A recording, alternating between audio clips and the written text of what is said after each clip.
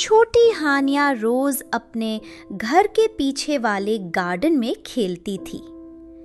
وہاں ایک بڑا پیڑ تھا جس کی چھاؤں میں وہ گھنٹوں بیٹھتی اور کھیلتی۔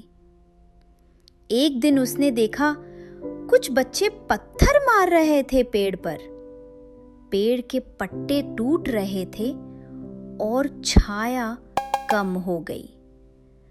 ہانیہ دوڑی گئی اور کہنے لگی، یہ پیڑ تو ہمارا دوست ہے، یہ ہمیں سانس، ٹھنڈک اور خوشی دیتا ہے۔ ہمیں پیڑ خراب کرنے کی بجائے اور لگانے چاہیے۔ بچی شرمندہ ہوئے اور ہانیہ کو سوری بھی بولا۔ ہانیہ نے پیڑ کے آس پاس پانی ڈالا اور کہا، شکریہ پیڑ، تم ہو تو ہم ہیں۔